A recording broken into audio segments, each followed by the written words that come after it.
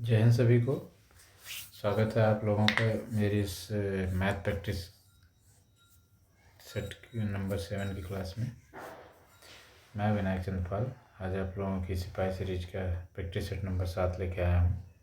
ठीक है, पहला क्वेश्चन है 0.125 को साधारण भिन्न में बदलने पर क्या प्राप्त होगा। तो 0.125 पॉइंट के बाद कितने 3 अंक हैं, तो हमको ये चीज़ ध्यान रखनी है। अगर पॉइंट के बाद जितने अंक हैं उतने जीरो एक के आगे उसके नीचे आ जाएंगे।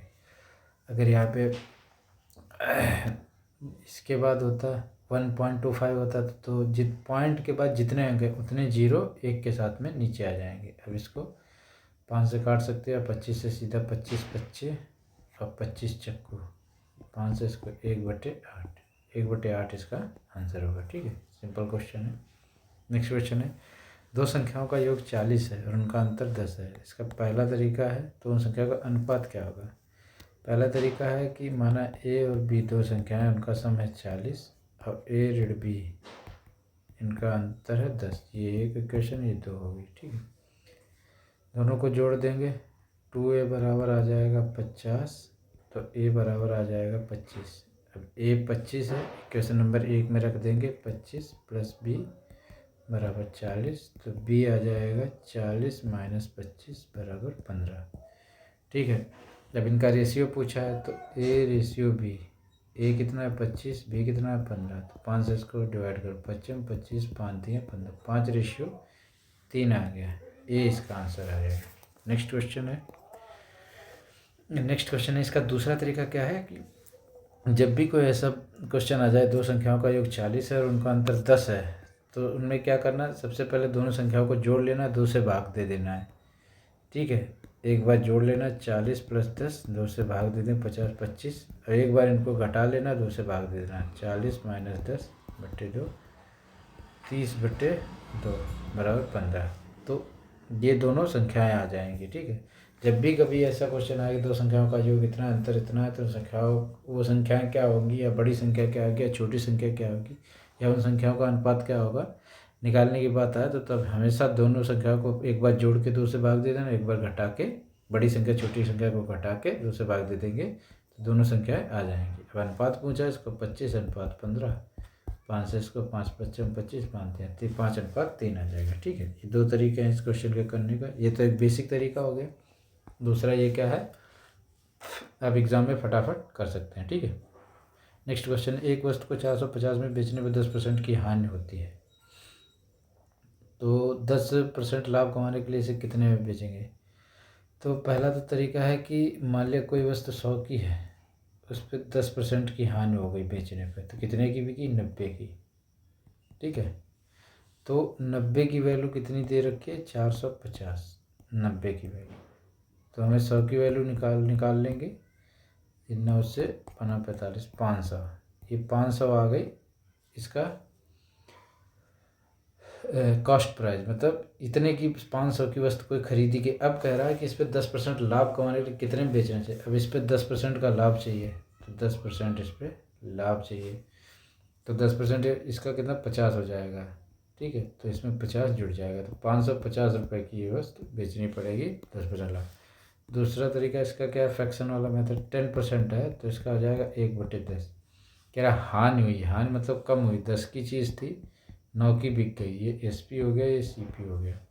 एक्चुअल में SP कितना है 450/9 और चाहिए कितना 10, ये CP चाहिए हमको, तो 9×50 ये 500 आ गया। ठीक है, 500 आ गया, 10% का प्रॉफिट भी चाहिए, तो 1/10, 10 की वैल्यू 10 से कितना हो रहा है, पड़ रहा है 11 हो गया। ठीक है, तो 10 की वैल्यू है 500, तो 11 की वैल्यू कितनी हो जाएगी 50 गुणे इसको 50, 11 बचे 55, 550। तीसरा तरीका क्या है, सीधा इसको क्या करना है 450/10% की हानि मतलब कि 90 की बेची, और कितना लाभ चाहिए 10% मतलब कि 100 की है चीज़ 110 रुपये की बेचनी है। सीधा 9 से कट गया, 9×45, 11 बचे 55, 550। ये 3 तरीके हैं इस क्वेश्चन को करने के। सबसे शॉर्ट तरीका तीसरा है, कुछ नहीं करना, 450 की बेचनी 10% की हानि हुई, मतलब कोई वस्तु 100 रुपये की है तो उस पर 10% की हानि होगी, तो 90 की है तो 90 की एक्चुअल वैल्यू 450 की कितनी है, 90 है। और लाभ कितना, 10% उस पर 10% उसका आसपास 10% कमाना है, तो उस पर कितने की, 110 की बेच देंगे, तो सीधा यहाँ से 110 की वैल्यू निकाल देंगे। ठीक है, तो इससे भी सबसे शॉर्ट तरीका तीसरा है, और ये भी सही है, दोनों तरीके तीनों सही है, लेकिन सबसे फास्ट और अच्छा तरीका ये तीसरा वाला है, ये आपको ध्यान रखना है। ठीक है, नेक्स्ट क्वेश्चन है 500 का 20% का 15% कितना होगा। तो इस टाइप के क्वेश्चन में देखो सिंपल तो ये ऐसे निकल आएंगे, 20% बटे 100 गुणे 15/100। ठीक है, ये 2 से 0 कट गए, 1 से ये 0 कट गया, 2 पंचे 5 तियाँ, तो ये 15 आ जाएगा। ठीक है, सिंपल है। लेकिन इस टाइप के क्वेश्चन में ये पहला तरीका है। दूसरे तरीका क्या करेंगे, तो 15% का 20% निकाल लो, का 20%, तो 20% इसका 10% हो जाएगा 1.5, 20% कितना हो जाएगा 3%। अब सिंपली 500 का 3% हमको निकालना है। ठीक है, तो 3% इसका कहते हैं, इधर 10% होता है तो एक जीरो के बाद दशमलव एक 10% होता है तो एक जीरो के बाद दशमलव 1% होता है तो 2 जीरो के बाद दशमलव, तो यहाँ पे 1 की वैल्यू यहाँ से कितनी आ जाएगी 5, 1% की वैल्यू हो गई 5, तो 3% की वैल्यू 5 तियाँ 15, तो इससे भी 15 निकालेंगे। ठीक है, ये तरीका भी सही है, ये तो सिंपल है, इसको तो एक लाइन में लिख के सीधे सॉल्व कर सकते हैं। इससे क्या है कि कभी कभी 2-3 वो दे देता है, तो क्या है परसेंटेज के पहले वो परसेंटेज का ही परसेंटेज निकाल के फिर जो मेन नंबर दिया उसका परसेंटेज निकाल लेते हैं। ठीक है, नेक्स्ट क्वेश्चन है 15, 20, 25 का एलसीएम ज्ञात कीजिए। आप लोगों को बताया था सबसे बड़ी संख्या को लिखेंगे, उसके फ्रैक्शन कर ले 5 × 5, तो 5 इसमें भी आ रहा है, 5 इसमें भी आ रहा है, तो इसमें और क्या आ रहा है, ये 5 × 4 है, तो 5 तो पहले आ रखा है, इसको लेंगे नहीं, तो × 4 और कर लेंगे। इसमें क्या है 5 × 3, 5 तो आ रखा है, 3 बच गया, तो 3 इसको ले लेंगे। ठीक है, 25 × 100 300 इसका एलसीएम आ जाएगा। यही एक तरीका है। क्या करना है, सबसे बड़ी संख्या को लेना, उसके फ्रैक्शन करके लिख लेना, फिर जो बची संख्या है उनके फ्रैक्शन देख लेना। जैसे 20 है, इसको 5 × 4 लिख सकते हैं, तो 5 तो ऑलरेडी हमारे पास आ चुका है, तो 5 को नहीं लेंगे, तो कौन सा नहीं आया, 4 नहीं आया, तो 4 को और लिख लेंगे। यहाँ पे 5 तियाँ 15 होता है, 5 आ चुका है ऑलरेडी, 5 नहीं लेंगे, 3 नहीं आया तो 3 को ले लेंगे, तो वही इसका एलसीएम आ जाएगा। ठीक है, नेक्स्ट क्वेश्चन है यदि 5 मेंजों का क्रय मूल्य 8 मेंजों के विक्रय मूल्य के बराबर हो तो हानि प्रतिशत क्या है।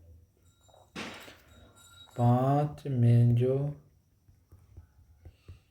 का सीपी बराबर है 8 मेंजों के एसपी के। ठीक है, तो 5 सीपी बराबर 8 एसपी है। ठीक, सीपी बटे एसपी बराबर हो जाएगा 8/5। कोई चीज़ है 8 की खरीदी गई, 5 की बेची गई, कितने के नुकसान हो गया, 3 का, कितने पे 8 पे गुणे 100, तो ये क्या आ जाएगा, आप लोगों को फ्रैक्शन वैल्यू बताई थी, 1/8 की वैल्यू होती 12.5, और 2/8 की मतलब 1/4 की होती 25%, 3/8 की होती 37.5%, तो ये 3 हो गया 37.5%। ये फ्रैक्शन वैल्यू आपको याद रखनी। ठीक है, इसको सॉल्व करके भी निकाल सकते 300/8, तो 8 तियाँ 24, 6 आ जाएगा, 8 से 56.5 आ जाएगा। ठीक है, इसको करने का दूसरा तरीका क्या है, वही सिंपल सा है। जैसे ही उसने 8 का क्रय मूल्य बोला, 5 का विक्रय मूल्य बोला, तो जिसका क्रय मूल्य है वो सिंपली ऐसे CP/SP लिखना है, इनका रेशियो। जहाँ पे लिखा है क्रय मूल्य 5 में जो क्रय मूल्य है तो सीधा इसको SP में ले लेना है, और 8 में जो विक्रय जहाँ पे है उसको CP में ले लेना है। बस ये चीज़ याद रखना, जिसके साथ जो दिया है उसका जस्ट उल्टा उसके रेशियो में ले लें। जैसे CP/SP लिख लिया, ये दोनों का रेशियो। ठीक, तो हमको क्या करना है, यहाँ पे जैसे का 5 में जो क्रय मूल्य, तो क्रय मूल्य बताया, तो ये 5 हमको लेना है SP की जगह। अब 8 में जो विक्रय मूल्य, जहाँ पे विक्रय मूल्य आएगा वहाँ उसको CP की जगह, बस सिंपल यही लिख के रेशियो आप निकाल सकते हैं। यहाँ से जैसे CP 8 हो गया, 3 का नुकसान हो गया, तो 37.5% इसका लॉस आ जाएगा। ठीक है, ये शॉर्ट तरीका आप लोगों को बताया। इस रेशियो को निकालने के लिए ये शॉर्ट तरीका है क्या, जिसके साथ क्रय मूल्य लगा है उसको SP के सामने, सेलिंग प्राइस के सामने, और जिसके पास विक्रय मूल्य लगा उसको कॉस्ट प्राइस के सामने लिखेंगे। एक आयताकार हाल की लंबाई इसकी चौड़ाई से 5 मीटर अधिक है, हाल का क्षेत्रफल 750 मीटर है। पहला सिंपल तरीका है कि क्षेत्रफल क्या होता है इसका, लंबाई गुणित चौड़ाई। ठीक है, तो लंबाई उसकी चौड़ाई से 5 मीटर है। मान लो चौड़ाई b है, तो लंबाई कितनी हो जाएगी, b+5, b और b+5 बराबर कितना है, 750। ठीक है, अगर इसको सॉल्व करेंगे तो ये एक वह समीकरण बन जाएगा जिसको फिर सॉल्व करेंगे, 2 वैल्यू आएंगी। इसमें क्या सबसे सिंपल होता है कि हम ऑप्शन से जाते हैं। इतना करने से, जैसे पहले ऑप्शन से इसको 25 और ये 30, या इसके फ्रैक्शन कर लिए, 25 × 75 750।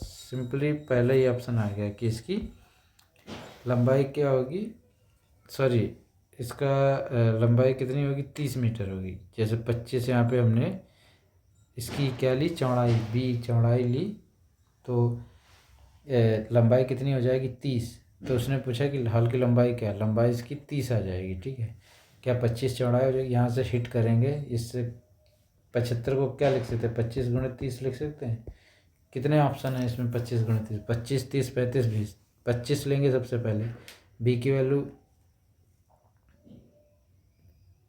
सॉरी अगर हम 25 मीटर लेंगे b की वैल्यू, ठीक है, तो b+5 30 वैल्यू किसकी आ जाएगी, लंबाई आ जाएगी उसकी। ठीक, तो उसकी लंबाई पूछा है, तो लंबाई इसकी 30 मीटर आ जाएगी। ठीक है, नेक्स्ट क्वेश्चन है, प्रथम 20 प्राकृत संख्याओं का योग क्या है। प्राकृत संख्या 1 से लेकर 20 तक संख्याओं का सम पूछ रहा है। तो इसका कुछ नहीं करना, एक फॉर्मूला होता है S/2 a+l। टोटल कितनी 20 हैं बटे 2, a कितनी 1, l मतलब लास्ट पद कितना 21, तो 10 × 21 बराबर 210 आ जाएगा। ये फॉर्मूला बस इसमें लगना, अगर इनके बीच कोई गैप नहीं है। ठीक है, अगर गैप है तो उसके लिए हमने अलग से फार्मूला आप लोगों को पिछली क्लासों में बता रखा है। ठीक है, नेक्स्ट क्वेश्चन है, एक ट्रेन 90 किलोमीटर प्रति घंटा की गति से खंभे को 10 सेकंड में पार करती है, ट्रेन की लंबाई मीटर में क्या है।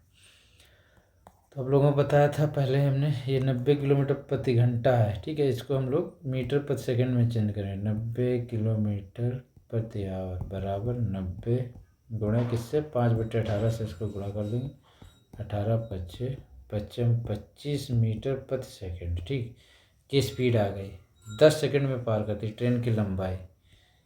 चाल बराबर दूरी बटे समय। ठीक, तो दूरी बराबर आ जाएगी चाल गुणे समय। चाल कितनी है इसकी, 25 मीटर पर सेकंड, समय कितना है 10, तो 250 मीटर इसकी लंबाई आ जाएगी। ठीक है, ये एक तरीका है, इसको हमने पूरा डिटेल में लिख के किया। आप सीधे इसको दूरी बराबर चाल गुणे समय होता है, तो यहाँ से सब दूरी बराबर होता है चाल गुणे समय, चाल गुणे समय। तो यहाँ पे समय हमको पता है 10 सेकंड दिया है, चाल यहाँ से बस इतना करना था, इसको 25 मीटर पर सेकंड में चेंज करना था हमने, किलोमीटर प्रति आवर को। ठीक है, किसी संख्या का 25% 75 है, तो उस संख्या का 45% क्या होगा, माना 100 संख्या है, उसका 25% 25/100 बराबर 75 है। ठीक, तो 25 चक्कू ये आ जाएगा, x की वैल्यू आ जाएगी 300। ठीक, अब इसका 45% निकाल लो, 300 का 45% बटे 100, तो 0 करेगा, 5 × 15 5 3 5 15 3 × 12 13, 135 आ जाएगा। ठीक है, अब दूसरा तरीका है, 25% का मतलब है 1/4, टोटल वो संख्या है 4, एक इसका 25% मतलब 1 की वैल्यू है कितनी 75, कितना 75 गुणा है, और ये गुणा 75 इसको कर दोगे तो 4 × 5 = 4 7 28 300, संख्या आ गई 300। अब इसका क्या 45% निकालना है हमको, तो 45 कितना 5 × 5 20, 9/20। ठीक, 2 से इसको 15 15 × 135 से 20 का आंसर 135 आ जाएगा। ठीक है, ये ऑप्शन इसका सही है। नेक्स्ट क्वेश्चन है, √1.44 गुणे √0.81। आप लोगों को मैंने बताया पॉइंट के बाद जितने अंक होंगे उससे उसका आधा अंक वर्गमूल के बाहर करने पर 144 किसका वर्गमूल है, वर्ग है 12 का, तो 1.2 ये हो जाएगा। 81 किसका है, 9 का, तो 0.9 ये हो जाएगा। अब इनकी गणना का, तो 12 निमा 108, कितने अंक के बाद दशमलव आएगा, यहाँ पे 1 अंक के बाद, यहाँ 1 के बाद, 2 अंकों के बाद 108 आएगा। ठीक है, तो 1.08 इसका एक ऑप्शन है। एक कक्षा के 20 छात्रों का औसत वजन 45 किग्रा है। यदि अध्यापक का वजन भी शामिल कर लिया जाए तो औसत 1 किग्रा बढ़ जाता है, तो अध्यापक का वजन क्या है। इस क्वेश्चन को करने का तरीका सबसे ये है बढ़िया। 20 छात्र हैं, 20 छात्रों का है 45 kg। ठीक, मतलब कि प्रत्येक छात्र 45 kg का है, 20 छात्र। ठीक है, तो कह रहा है कि यदि अध्यापक का वजन भी शामिल करें तो 1 किग्रा बढ़ जाता है। यदि अध्यापक 20 + 1 अध्यापक 21 हो जाता है, तो ये एवरेज वेट कितना 46 kg हो जाता है। ठीक, तो अगर अध्यापक का वजन कितना, बेसिक से करेंगे इसको तो सिंपल सा है। इसका 20 0 45 2 90 900 हो जाएगा पहले। इस ये कितना टोटल कितना हो जाएगा 900, और ये कितना हो जाएगा 21। 46 को मल्टीप्लाई करेंगे 21 से। ठीक है, तो 6 4 6 दूनी 12 दुछंग 12 दुचक्कू 8 और 1 9 6 6 9 966। तो ये 900 था। एक अध्यापक कितना ये 66 ज़्यादा है, तो अध्यापक का वजन आ जाएगा 66 kg। ठीक है, ये तो हो गया एक बेसिक मेथड। दूसरा मेथड क्या है कि 20 लोगों का 45 वेट है। ठीक है, 21वां शामिल होता है, 21 लोगों का 46 हो जाता है। ठीक है, तो टीचर का 46 तो है ही, साथ में एक्स्ट्रा कितने लोगों के लिए और लाया वो 21 लोगों के लिए, सॉरी 46 तो इसका है ही, अब वो 20 लोगों का और 1 kg बढ़ा दिया, तो 20 kg और एक्स्ट्रा लेके आया होगा, तो टोटल 66 kg वेट लेके आया होगा। वो आया, जब आया तो सबका 21 लोगों का एवरेज वेट मतलब सबका 46 kg हो गया। ठीक है, 21 लोगों का, तो 21वां बंदा 46 kg का तो है ही, अब 20 बंदों का और 1 किलो बढ़ा दिया, तो टोटल वेट कितना बढ़ा दिया 20 kg और बढ़ा दिया, तो टोटल कितना हो गया 66 kg हो गया। तो 66 kg का ही अध्यापक था, इसलिए उसने 1 वेट बढ़ा दिया, इसलिए इसका अध्यापक का वजन कितना 66 kg आ जाएगा। नेक्स्ट क्वेश्चन है, 4000 की राशि पर 5% वार्षिक चक्रवृद्धि ब्याज पर ब्याज की दर से 2 वर्ष का ब्याज कितना होगा। चक्रवृद्धि का आप लोगों का मेथड बताया था, एक तो फार्मूला है, दूसरा मैं उस फार्मूले से ज़्यादा ये वाला तरीका प्रेफर करता हूँ। 1/20 5% का फ्रैक्शन वैल्यू 1/20 हो जाएगा। 2 वर्ष है, 20 से 21, 20 से 21, 20 का स्क्वायर कितना हो जाएगा 400, 21 का कितना 441। तो ये हो गया मूलधन, ये हो गया मिश्र धन, अब ये हो गया इनका अंतर हो गया 41, ये क्या हो गया ब्याज। तो क्या पूछा उसे, ये मूलधन 400, एक्चुअल में मूलधन कितना है 4000/400, अब ब्याज पूछा, ब्याज 41, 0 0 4 से 4 410 इसका ब्याज आ जाएगा। बी ऑप्शन इसका सही है। ठीक है, ये तरीका सबसे बेस्ट रहता है। बाकी वो फार्मूला आपको पता ही होगा, अमाउंट बराबर P1 + R/100 × N, ये वाले से भी आप निकाल सकते हैं, पर ये ज़्यादा मुझे बेटर लगता है क्योंकि इसमें कोई भी फ्रैक्शन वैल्यू होती है, कोई भी परसेंटेज वैल्यू होती है पॉइंट वाली भी, तो इसमें फ्रैक्शन में कन्वर्ट करके फटाफट निकाल सकते हैं। ठीक है, नेक्स्ट क्वेश्चन है, ए और बी की आयु का अनुपात 4 अनुपात उनकी आयु का योग 36 वर्ष है। ए और 4 वर्ष बाद उनकी आयु का अनुपात क्या होगा, ये पूछा। ठीक है, ए बी की अनुपात कितना 4:5, मतलब टोटल है 36, तो 4x + 5x बराबर है 36, तो 9x बराबर है 36, तो x बराबर हो जाएगा 4। तो दोनों की एज कितनी 4 × 16 4 × 5 20, ए की एज हो गई 16 और बी की हो गई 20। 4 वर्ष बाद उनकी आयु, 4 वर्ष बाद +4 ये 20 हो जाएगी इसकी, और 4 वर्ष बाद ये कितनी 24 हो जाएगी। तो 4 से इसको 4 × 5 4 6 5:6 इसका आंसर आ जाएगा।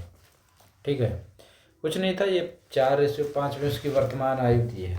ठीक है, तो उनके आयु का योग 36 वर्ष है, तो 5 और 4 को जोड़ लिया, कितने 9 9 से इसको 9 चौक 4 चक्कू 16 और 4×5 = 20, ये आ जाएगा। ठीक, अब करा 4 वर्ष बाद उनकी आयु का अनुपात क्या होगा, 4 वर्ष बाद, तो इनमें 4 4 और जोड़ देंगे तो 20 ये हो जाएगी, 24 ये हो जाएगी, 4×5 = 20, 4×6 = 24। ठीक है, ये ऑप्शन इसका सही है। यदि 2x + 5 = 15 हो तो x² का मान क्या होगा, x² हमसे पूछ रहा है। तो 2x + 3 = 15, तो 2x बराबर हो जाएगा 15 - 3, 12 आ जाए, x बराबर आ जाएगा 6। 6 का स्क्वायर कितना होता है, 36। ठीक है, बी ऑप्शन से। कुछ नहीं, सिंपल था ये इक्वेशन सॉल्व करने ना। दो ये बराबर के इधर ही 3 जाएगा तो 15 में से 3 जब 12 बच जाएगा। एक्स की वैल्यू निकालेंगे 12/6, 12/2 तो 6 आ जाएगा। एक्स का स्क्वायर पूछा है, एक्स की वैल्यू है 6, 6 का स्क्वायर 36 आ जाएगा। ठीक है, नेक्स्ट क्वेश्चन है, एक गोले की त्रिज्या 7 सेंटीमीटर, उसका पृष्ठीय क्षेत्रफल क्या होगा। त्रिज्या उसकी 7 सेंटीमीटर है, तो पृष्ठीय क्षेत्रफल गोले का पृष्ठीय क्षेत्रफल बराबर 4πr², ये होता है।